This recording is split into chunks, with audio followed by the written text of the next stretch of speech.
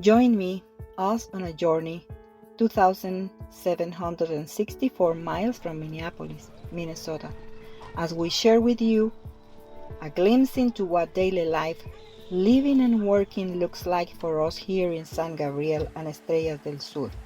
Welcome to our community. There are approximately 800 of us that call this place home. There are just over 200 families in our community, and Recycled Lives helps 180 of our families. Our community is located about 10 minutes south of the large urban city of Escuintla. We are surrounded by sugar cane fields, rivers, creeks, and pasture land. We are also neighbors to a large high-security prison.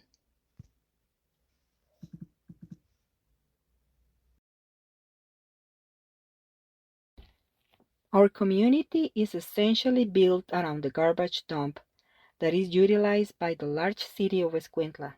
The garbage dump was formed 20 years ago and covers 4 acres of our 490-acre community. There are garbage trucks that arrive daily to our community, and that is where most of us work as we sort through the bags of trash and collect from it what is recyclable. We can make money by selling the collected recyclable items when the recycling truck comes to the community on Saturdays. We walk to work at the dump before the sun rises and work until the evening, usually about 12 hours. We work among rotting food, biohazardous waste, and smoldering piles of garbage. Sometimes, as moms, we don't have a choice but to bring our babies and young children to work with us. This is not ideal, but we do what is necessary to survive. Not all of us work at the dump. Some of us take the bus and work at various jobs in Escuintla, house cleaning or working in a restaurant, for example. Some of us work at chicken farms within the community. Some raise pigs and cows to sell, and some have our own little businesses, such as small tiendas and tortillerias. Our community has 3 tortillerias that makes and sell tortillas every day. These are run by 3 different families. Every day, the tortilleria owners walk to the one family in the community that owns a grinder who will grind our corn for us to make the dough. The average is 25 pounds of corn to the grinder twice a day.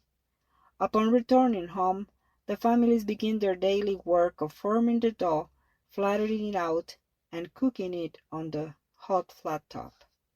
Recycled Lives has been able to more recently provide gas stoves to 2 of the tortillerias, replacing the old wood-fired stove. Making tortillas is a process. It takes time, and learning the ways to make it efficient and profitable is important but difficult, and we are thankful for the gas stoves to help make this work simpler and easier. Our average household size is 4 people. However, in most of our homes, we share with at least 1 or 2 family groups. So it is not uncommon to share a 12 by 12 foot tin shack with 8 to 10 people. That is what most of us live in, lamina shacks. However, since Recycled Lives began working in our community, 70 families have received a new home, 60 have been block homes, and so far 10 have been lamina with a block foundation and cement floor for those of us that do not own the land in which we live. We have 2 seasons here in Guatemala, the dry season and the more difficult, rainy season. The rainy season is between May and October, and the average rainfall is around 90 inches. This amount of rain makes life extremely difficult for us, especially those of us that live in lamina shacks that have leaking roofs and walls. The floors are made of dirt and become mud as the rain runs through our homes. And imagine not having dry clothes for 6 months because of the rain. We wash and hang our clothes to dry on a line while the rain just keeps them wet. We use fires to cook our meals, and having to buy firewood or chop it ourselves isn't always easy, and often we end up burning plastic because it starts a fire easier and burns hot. We know that isn't good for our lungs, but it gets the fire started, and amid all the other daily tasks and struggles, a hot fire is the goal. In the dry season, which is from November to April, our laminate homes become very hot. Block homes are more protective for us against the elements, but with the laminate roof and cement floor to ceiling, our homes are very hot. Some of us are blessed to have beds to sleep on, but many of us use hammocks to sleep in at night. We put protective screens around them if we can, to keep mosquitoes and other bugs off us while we sleep. On average, the temperature here is around 88 to 90 degrees with a humidity level of 73 to 84%. The feels-like temperature often reaches over 100 degrees. Most of our homes lack running water and electricity. We use our large wash tubs called pilas for washing our dishes, our clothes, and to bath. Those without pilas bring their items to the river to be washed, and the river is also used to bath. To cool off, most days you will find the kids having fun and swimming in the river as well. If we are fortunate enough to have a bathroom, it is similar to what you know as an outhouse. Water in the community is very limited and only available for about 45 minutes per day, which will provide enough water to fill a 55-gallon barrel. The water we collect in that time will need to last us all day for our daily needs of cooking, bathing, and washing clothes. There are times the water pump at the well breaks down, which then means we have no water until the pump can be fixed. Life in our community does not come easy, though we are used to the heat, the lack of water and electricity. We find ways to make do. It is our daily life. We do our best to be resourceful, careful, and yet we live most of the time in a mindset of scarcity because we often don't know what the next day may bring.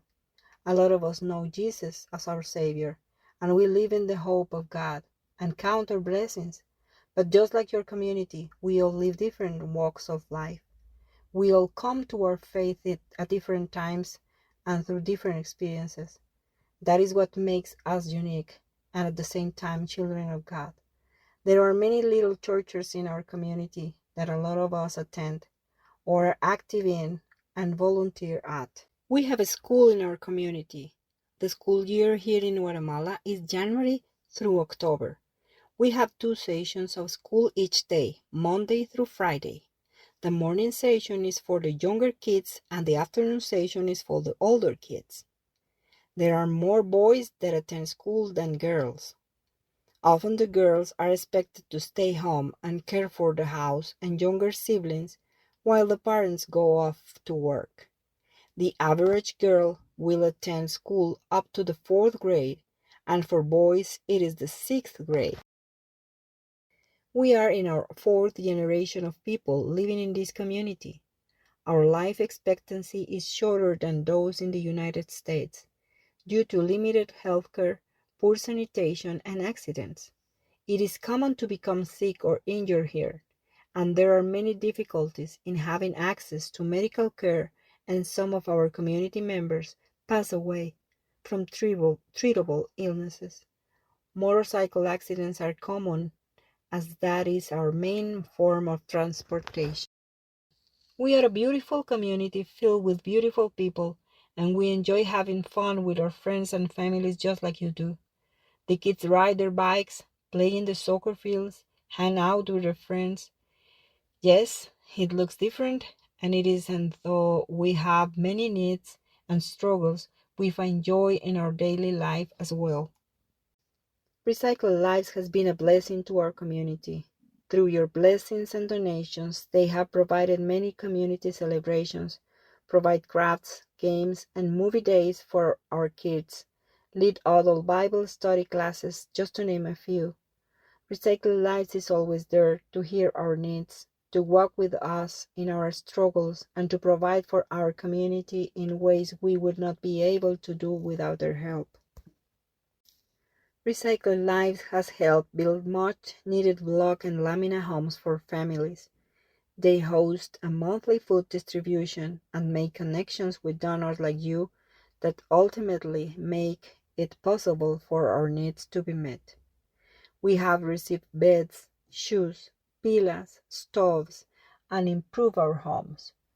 Beyond our physical needs, Recycled Land has given us a place to worship God and brought us closer together through our community events and our prayers.